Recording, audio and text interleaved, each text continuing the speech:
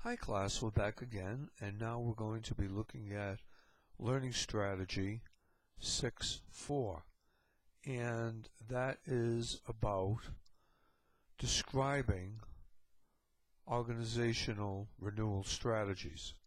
So, what is a renewal strategy?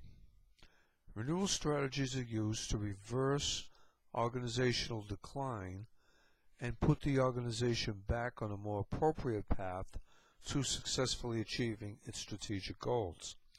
So what leads to performance declines? Why do companies, everything has a product life cycle. It goes up, it goes down, has a growth stage where it goes up, then it reaches saturation where it matures and we're making a comfortable profit margin, and then all of a sudden starts to decline. So kind of like a sine wave. But when it declines, what leads to performance decline? And that's what we're going to look at. So the main reason behind corporate decline really is poor management. They're not on top of things. Organizational performance is going to likely suffer when inept or incompetent strategic managers don't strategically manage all aspects of the organization. So what I want you to do right now is look at some of the causes of corporate decline, and in your book it would be figure 6-5. Look at some of the things it lists. Uncontrollable or too high cost to be competitive. New competitors coming into the market that maybe have a better or a cheaper product. Unpredicted shifts in consumers' demand. Consumers get sick of things. They want change. Doesn't matter how good you think your product is, if they don't buy it, it ain't worth anything, so to speak. Slow or no response to significant external or internal changes. Or overexpansion or too rapid growth. Sometimes when you grow too fast, it's a fad, and your product doesn't work as well as you might like it to down the road because someone else comes up with another fad. So consumers don't trust your product. Inadequate financial controls. Okay, who's fudging the cookie jar? What's going on? The thing is that we might be spending too much money in areas where we could be budgeting for something else. So if you look at table 6.2 in your book, there are certain indicators of potential performance decline. Do we have too many people? Are we too top heavy? In other words, we have too many people doing the same job function. Unnecessary and cumbersome administrative procedures. Steps for more steps to ever get anything done. Fear of conflict or taking risk. We want to remain too conservative, and in the process we don't come up with any new innovations. Tolerating work incompetence. Lack of clear vision. We lose sight of our vision and we're not focused on the goals. And within departments, interdepartmentally ineffective or poor communication between units. So what type of renewal strategies do we need? And that is referred to often as retention strategy. Retenchment strategy.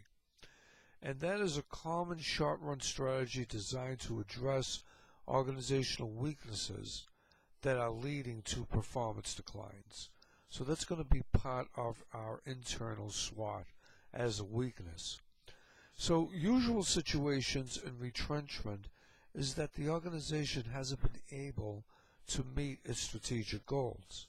So if you can't meet your long and short-term planning, you either have to change your goals or change the way you go about meeting those goals.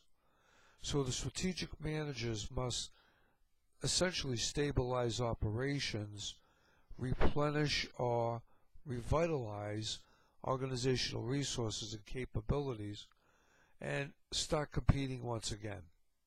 Get back into the game without losing your competitive edge. The next thing is what they call a turnaround strategy. And if you're following in your book, it's an organizational renewal strategy that's designed for situations where the organization's performance problems are more serious than what we thought. Organizations had to be turned around, or its survival would be in jeopardy. One example would be Apple. Definitely, when they stayed in the computer market, Steve Jobs came back and said, "Get into music." Chrysler had to revamp its operations. It would have gone out of business. Delta Airlines, General Motors, Intuit, Kmart, they're just about gone, but I think they're thinking of ways to get back in the game as well. Motorola, Mitsubishi, and finally Sears. Over 100 years, America's biggest retailer. What happened? So they need a turnaround strategy. So how do we implement renewal strategies? One thing is we got to do some cost cutting. We got to be able to get leaner. You might have to cost cut along the just right across the board, or in selected areas. So strategic decision makers need to evaluate their redundancies, inefficiencies, or waste in word tasks and activities that could be eliminated or used more effectively and efficiently. When you need to make cuts from declining further, you just have to bite the bullet and make those decisions. Sometimes it's entire departments that need to be reorganized and are affected by these cuts. Or you may, on the more serious note, have to restructure. That means divestment, spin-offs, and finally, as a last resort, liquidation. Downsizing is another thing. You're too top-heavy. You don't have the competitive markets you used to have. So downsizing really, and a lot of companies do this, especially when they go Chapter 11, reorganization, it's considered to be a restructuring type of obligation that is needed. Bankruptcy, failure of everything, Chapter 7. It's painful, but sometimes it has to happen. So, what do we take away from learning Objective 6.4? Look at Figure 6.5 in your book.